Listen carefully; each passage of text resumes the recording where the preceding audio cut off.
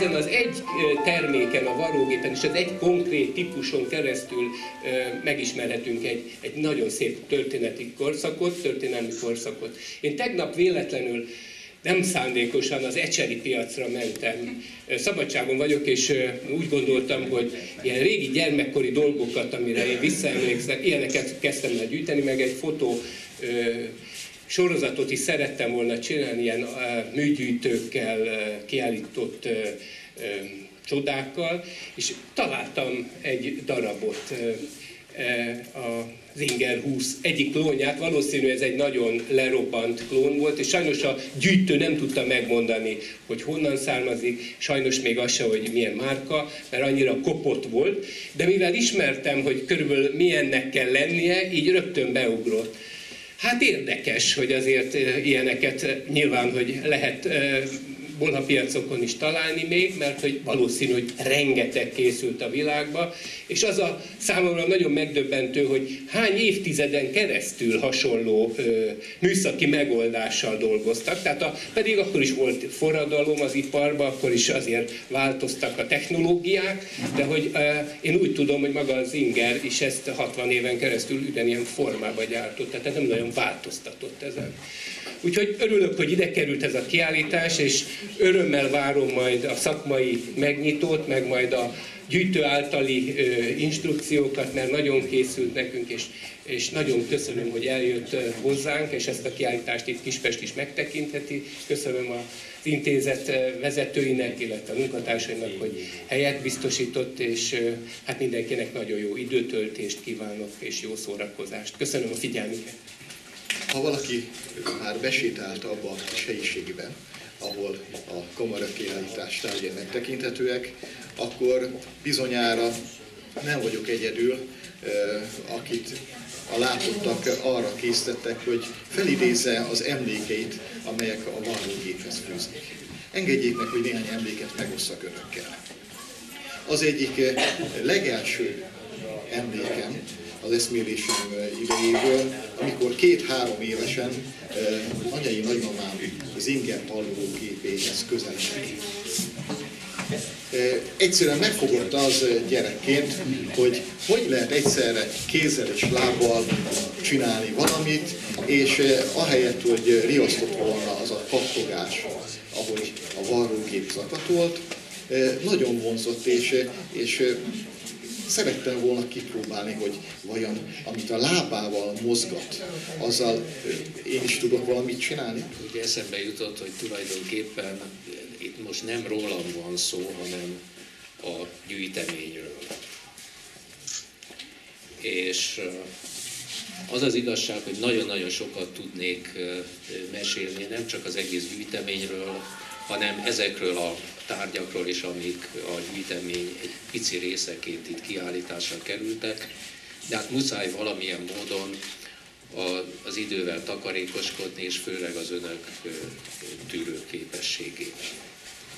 Természetesen, hogyha valaki a hivatalos elmondandón kívül további részletekről szeretne érdeklődni, akkor állok szíves rendelkezésére, így akkor a többieket fölöslegesen nem zavarjuk.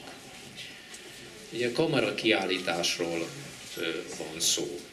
Tehát itt kellett keresni valami olyan szűkebb tematikát, ami illeszkedik a kamara kiállítás jellegéhez. Tehát, hogy kisebb tárgyak legyenek, és azok vitrínbe kiállíthatók legyenek, mégis a varrógép egészéről is szóljon, mutasson be különleges, érdekes részleteket is.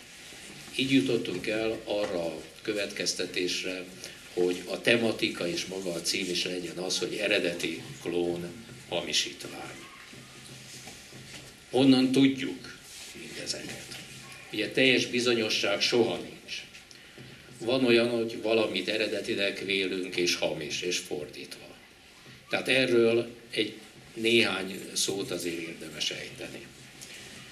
Azt leszögezhetjük, hogy a klón az nem hamisítvány.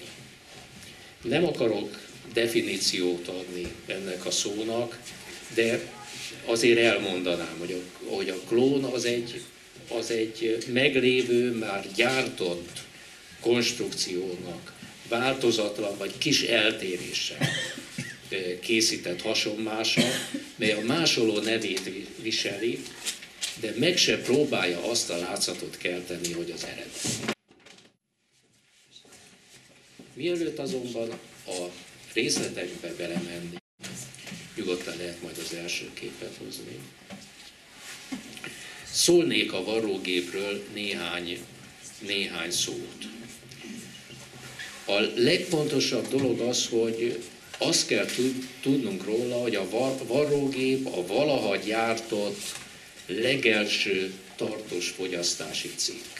Eredeti Singer gép még ugyan itt-ott felelhető, de az egyes klónok, mint például a Bradbury, nagyon ritka, alig lehet találni. Kérem a következő képet. Ez Edmond Brion Bijou nevű gépe, Párizsban készült 1875-ben, és ez egy Howe klón. 1860-tól létező cég amerikai konstrukciókat másolt, és a kor divatja szerint távol-keleti jelenetekkel díszítette gyöngyház berakással az öntvényt. Igazi franciás megoldás. Ezt a külön kiadást korlátozott példányszámba, akit érdekel itt a múzeum alkalmazottjainál, meg lehet kérni. Ha valakinek nem jutna, akkor van egy olyan lehetőség, hogy a saját weblapomon ezt el lehet olvasni. Gyárba is készültek ezek az Singer 20-as modellek. Az amerikain kívül a másik jellegzetes európai modell Németországba készült. Tehát a középütt lehet látni a német modellt. De majd a kiállításban, a feliratokon pontosan, tehát van az amerikai és a német modell.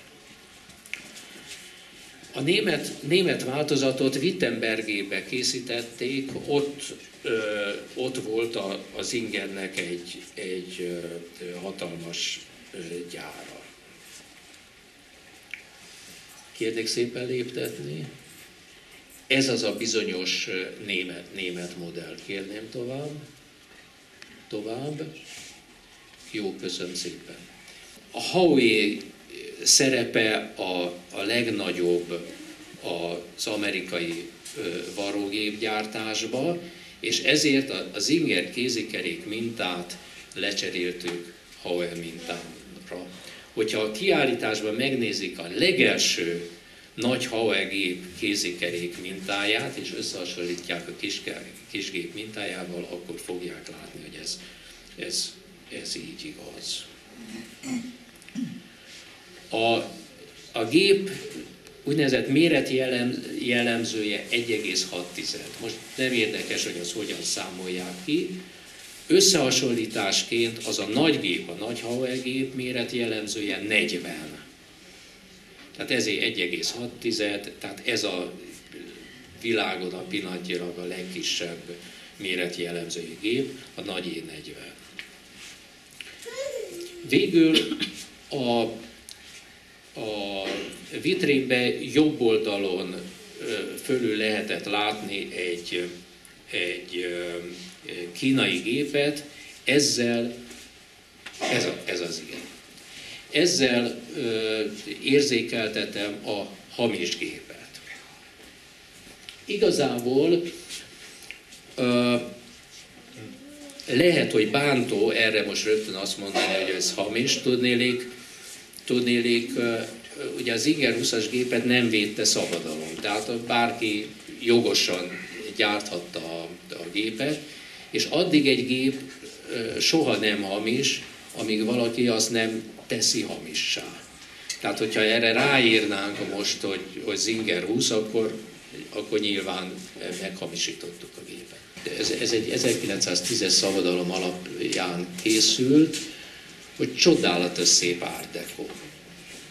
Szóval itt a varrógépeknél, és még az úti varrógépeknél is, és még a játékvarrógépnél is nagyon jól lehet a mindenkori dizájnt követni.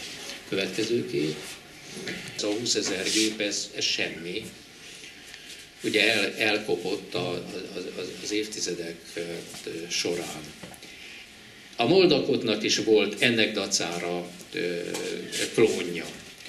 Angliában és Németországban 2 helyen gyártották, de föltűnt egy olasz klón, amiről pillanatnyilag csak annyit tudunk, hogy Bonit ugyanúgy néz ki, mint ez, csak nem Moldakot van ráírva, hanem az, hogy Bonita Made in Italy. Ha egyszer látnak ilyet, szóljanak nekem, mert akkor futok érte.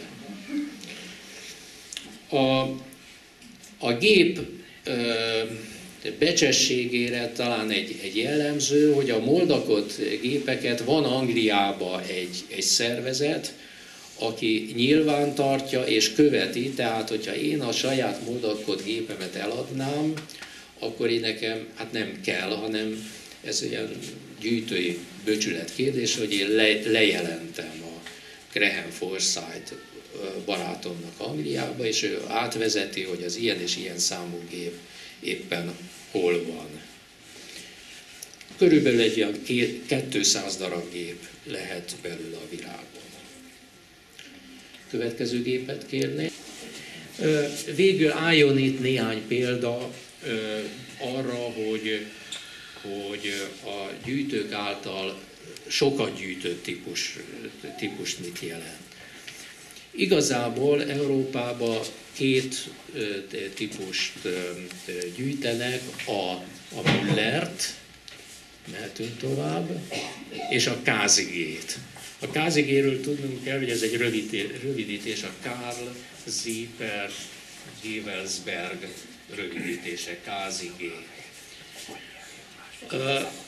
Ezek 1900 és 1960 között gyártották ezeket, sok száz modell létezett. Van olyan gyűjtő, aki csak Müllert gyűjt, van olyan, aki csak KZG-t. Ez egy tipikus gyűjtői terület. A Commerce gépek közé tartozik Amerikába, és erre is hoztam egy példát. Nézzük a következő gépet, az ott fönn látható. Ez a Swiss és Eggy cég gyártmánya. Érdekessége, hogy a nem hajtószív vagy hajtózsineg van rajta, hanem hajtólánc. Jelen gyűjtemény befogadó kispesti helytörténeti gyűjteménynek. Úgy a magam nevében, mind előre a jövőbeli további gyűjtők nevében is, hogy ilyen példamutatóan fölvállalják ezt a fajta kapcsolatot. Ha kérdés van, akkor szívesen állok rendelkezésükre.